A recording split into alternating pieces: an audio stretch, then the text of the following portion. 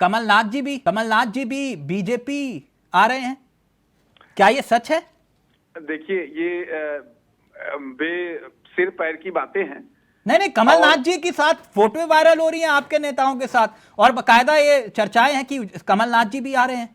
नहीं, बिल्कुल। देखिए, क्या है कि फोटो किसी के साथ, किसी का सामाजिक जीवन जी रहा है व्यक्ति, तो निश्चित तौर पर किसी ना किसी के साथ तो फोटो आएगी। नहीं, फोटो ऐसे नहीं आती है ना, फोटो बकायदा खींचने के बाद वायरल की जाती है, मैं जानता हूँ। और मुझे लगता है इन सब विषयों पर, चर्चा के विषयों पर विराम लगना चाहिए।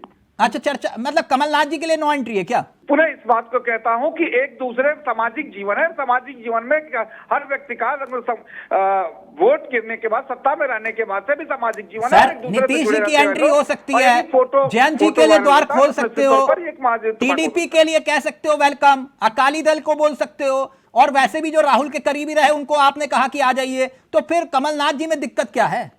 मैं कमलनाथ जी की चर्चा नहीं कर रहा हूं, मैं उन सारे लोगों की चर्चा करता हूं जो भारतीय जनता पार्टी की वैचारिक यात्रा में, जो विकास यात्रा में देश राष्ट्र प्रथम की भावना को जो रखते हैं और इस यात्रा में जो सहभागी बनना चाहते हैं, सबका स्वागत होना चाहिए। तो आ रहे हैं ना कमलनाथ जी? में बस इतना पूछ रहा था सर, कमलनाथ जी के लिए द्वार तो खुले हैं ना? आप तो ऐसे कह रहे हो नो एंट्री का बोर्ड लगा दिया आपने। मैं पुनः इस बात को कहता हूं कि वो सारे लोग जो इस राष्ट्र के राष्ट्र प्रथम की भावना को लेकर चलते हैं, राष्ट्र की वैकासिक यात्रा में आगे साथ आना चाहते हैं, उन सबका भारतीय जनता पार्टी स्वागत करती है, क्योंकि हम राष्ट्र प्रथम की भावना को रखते हैं। इस देश का विकास होगा। सर, आपने कहा स्वागत है, तो फिर ये वही कमलनाथ जी है जिनके खिलाफ आपने आरोप लगाए गंभीर, और चुनाव खत्म तो खेल खत्म। देखिए, कौन व्यक्ति आएगा नहीं आएगा, ये हमारा केंद्रीय नेतृत्व तय करता है।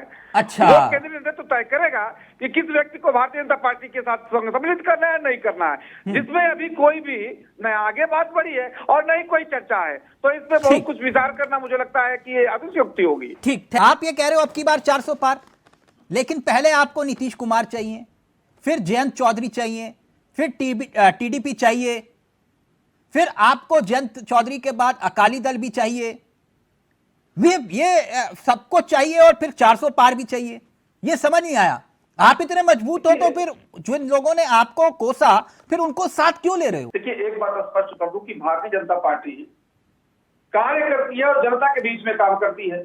हाँ। और जिसका प्रतिफल दिखता है।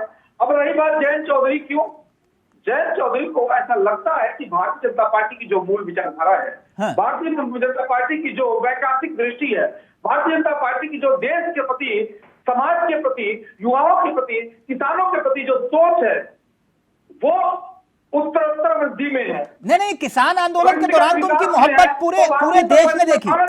आपको लेकर सर, आपको लेकर पूरे देश ने उनकी मोहब्बत को किसान आंदोलन के वक्त देखा था। मैं उसकी बात नहीं कर रहा हूं ना, मैं उसकी बात कर रहा हूं जो हाथरस में जयंत चौधरी को लाठियां पड़ी थी, मैं उसकी बात भी नहीं कर रहा हूं।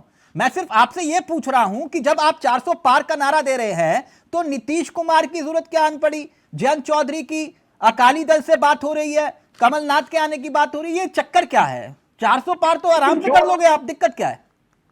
पुनः इस बात का, ये देश की वैकासिक यात्रा है, और देश की इस वैकासिक यात्रा में जितने लोग भारतीय जनता पार्टी और देश के विकास की यात्रा को करना चाहते हैं, उनका स्वागत होना चाहिए।